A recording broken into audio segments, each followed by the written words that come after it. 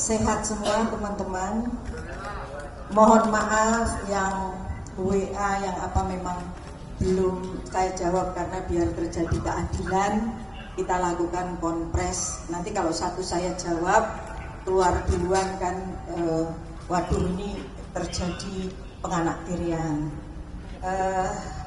Kemudian sebetulnya kami juga akan konpres kemarin, tapi ternyata kemarin seharian kami ada di Sentul. Lalu hari ini kami baru saja selesai melakukan rapat koordinasi kami para pimpinan baru di Badan Gizi Nasional. Sebelum saya menyampaikan, karena tadi sudah ada yang tanya, Ibu apa hari ini acaranya apa? Kami rapat konsolidasi, bocorannya dong. Nah nanti tak bocorkan ke semua bahwa apa sebetulnya konsolidasi kita hari ini. Sebelum saya menuju ke angle utamanya, saya kenalkan diri saya, teman-teman sudah kenal. Saya Nani Estiang, sarjana biologi ya, saya ulang bukan sarjana kehutanan, sarjana biologi. Kemudian tadinya wakil kepala BGN.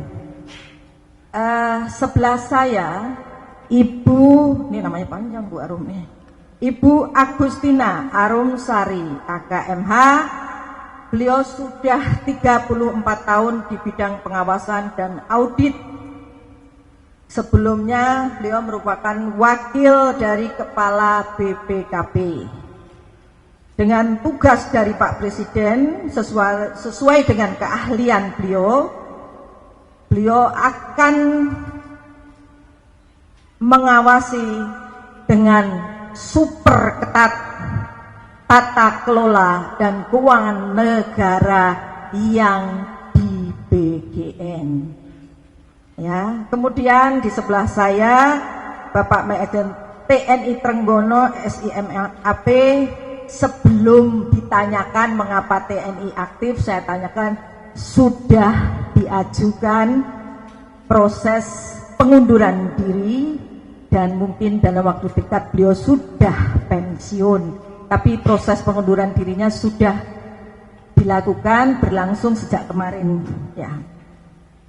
Beliau mengapa, mungkin pertanyaannya kok ada militer. Beliau sebelumnya adalah Wakil Direktur Utama PT Agrinas Pangan Nusantara. Kenapa ada militer? Nanti kaitannya dengan program 3T, di mana kami membutuhkan ahli teritorial di situ. Pada hari ini kami unsur pimpinan telah memulai konsolidasi internal BGN. Hal utama yang telah kami bahas dan kami siapkan rencana kerjanya adalah menuju pada efisiensi anggaran. Kami concern, hal pertama yang kami lakukan adalah untuk melakukan efisiensi anggaran sehingga meskipun sekarang sudah dipotong tinggal 268,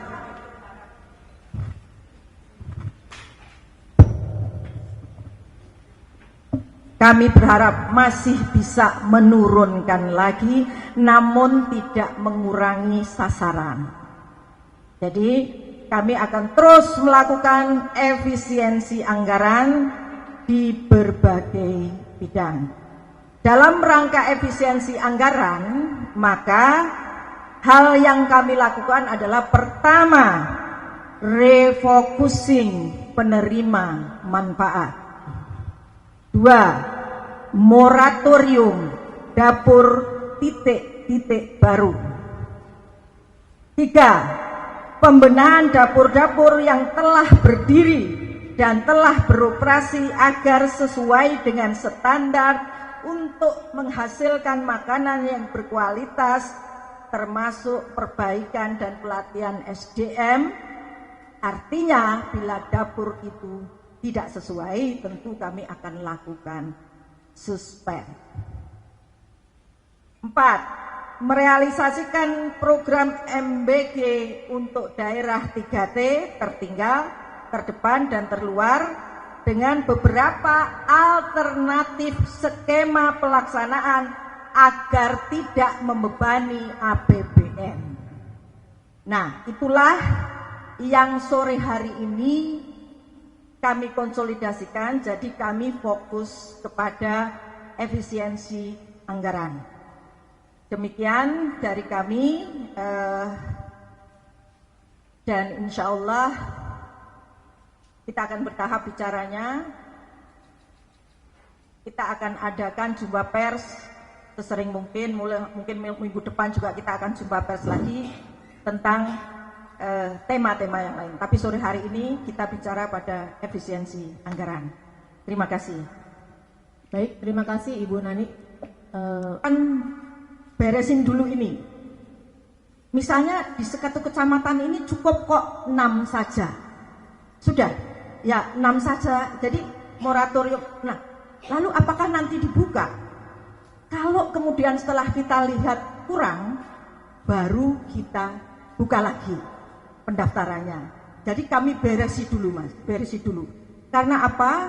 Jujur sekarang yang numpuk ini di aglomerasi, yang 3T belum kesentuh. Jadi Pak Presiden pesennya kami harus ke 3T dulu. Demikian, Mas. Berapa lama Bu ini untuk moratoriumnya? Ya secepatnya lah ya. Pokoknya ya kan kita intinya pemerataan itu dalam arti bukan pemerataannya dapurnya harus dapat PM itu enggak, tapi pemerataan dalam arti semua anak-anak harus dapat, tapi juga tidak dengan banyak dapur. Kalau banyak dapur kan tidak efisien karena kita sewa dapur toh. Nah ini untuk kita rem dulu dan ditata berapa kira-kira, misalnya satu kecamatan, satu kabupaten ini idealnya berapa. Ini gampang banget, cepet, karena kan kita sekarang kerjasama dengan Digasmen, dengan Kemenduk Bangga ya. Jadi untuk menghitung nanti berapa sebetulnya yang dibutuhkan. Demikian. Ya, mungkin dari tengah, lalu nanti ujung kanan. Selamat sore Bu Nani. Perkenalkan saya Lydia dari beritaNasional.com. Ibu izin tadi sempat dibilang untuk yang di 3T itu dengan metode dengan model lain gitu ya, nanti MBG-nya itu mungkin bisa dibagikan bagaimana, dan anggarannya tadi kan mau dipotong, kira-kira udah ada rinciannya belum Bu, besarannya bagaimana yang bisa diefisiensikan, dan yang untuk di 3T difokuskan kira-kira berapa gitu Bu. Terima kasih. Terima kasih Mbak Lydia.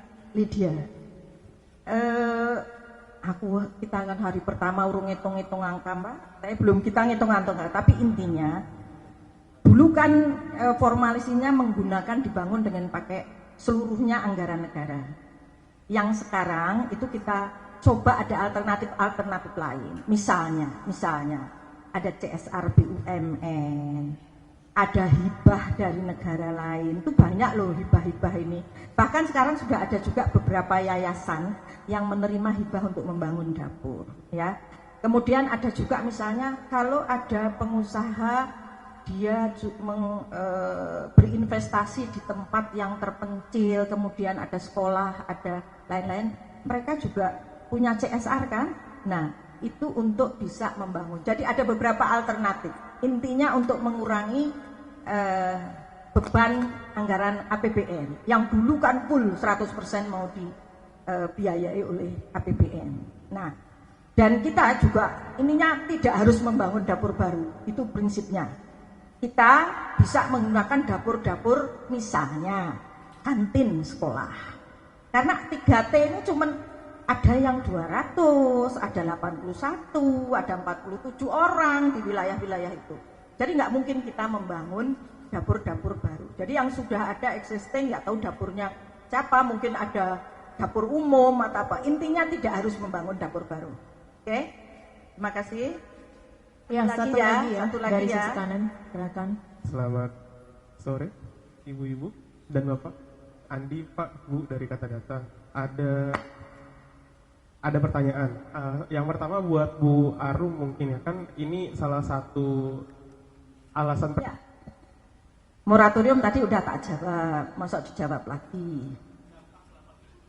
Nah, jadi gini, dampaknya ya, kemarin kami bertiga dipanggil Presiden dan kami sudah menyampaikan ke beliau, tahun 2026 ini mohon Bapak kami tidak mengejar kuantitas, kami akan perbaiki kualitas, sehingga bisa jadi kami tidak akan mengejar ke 82 juta, tapi bagaimana dapur-dapur ini sehat, memberikan makan yang bergizi ya, lalu refocusing, misalnya nanti akan kita juga kalau ada sekolah-sekolah yang mahal gitu, kan kita tanya apakah masih perlu MBG. Nah ini yang kita alihkan ke 3T, jadi bisa aja sebetulnya penerima manfaatnya bertambah, tapi tambahannya ini sebetulnya mengurangi dari yang tidak fokus mungkin selama ini.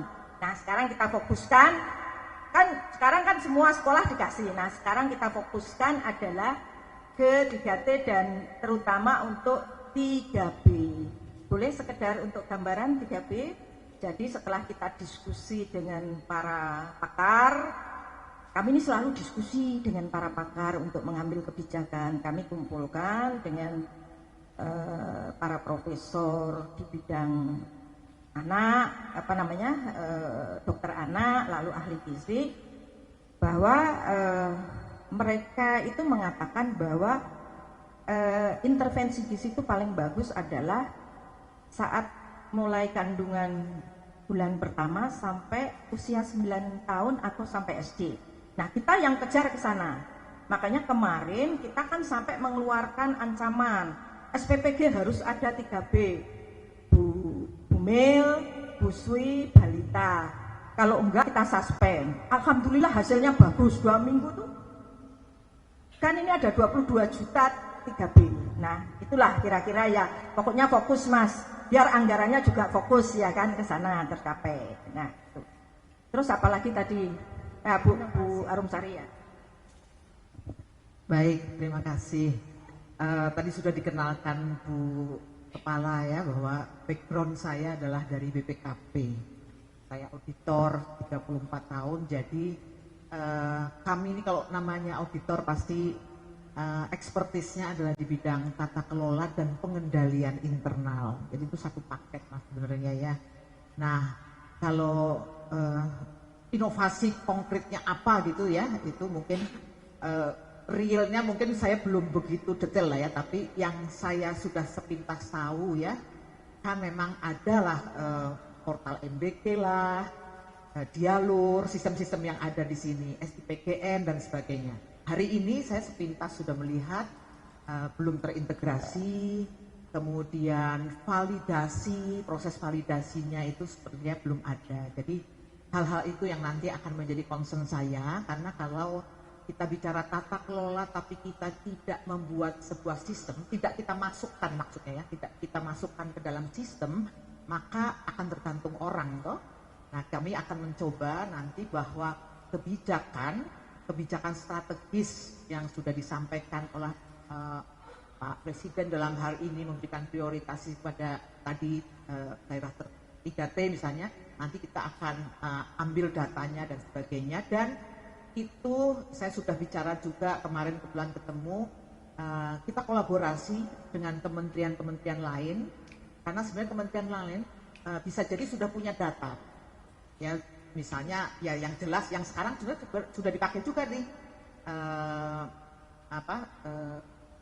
ya di data untuk yang Dapodik misalnya gitu ya. Nah tapi kita akan memperluas nanti dengan data-data yang lain. Kami akan bekerja sama dengan Kemenkes yang mungkin sudah punya sebenarnya data dan sudah punya program juga misalnya untuk stunting dan sebagainya. Jadi itu mungkin saya mohon maaf, saya belum bisa menjawab terlalu jauh karena kalau Bu Nani kan sudah lebih dahulu di sini ya. Kalau saya ini benar-benar baru hari pertama juga baru, dan saya juga belum dapat ruangan Mas, jadi karena ruangannya masih disegel, jadi belum bisa mungkin, mohon maaf. Nanti saya akan terus mengupdate seperti tadi Bu Kepala sampaikan, kita akan terus mengupdate gitu ya. sebenarnya Ibu dan Bapak ya, kita sebenarnya sudah mendapat banyak rekomendasi ya, termasuk dari KPK.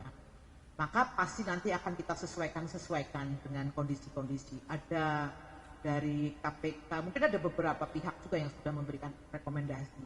Hal-hal yang baik dan sesuai pasti nanti akan kita laksanakan, gitu ya Pak ya.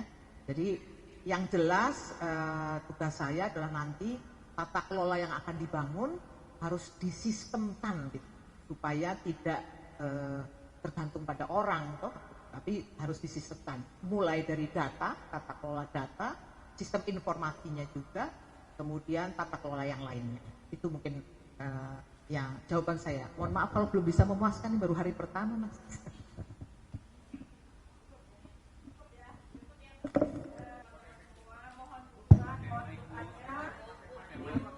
Ya, terima kasih teman-teman semua media yang sejauh ini memang sudah luar biasa membantu program MBD.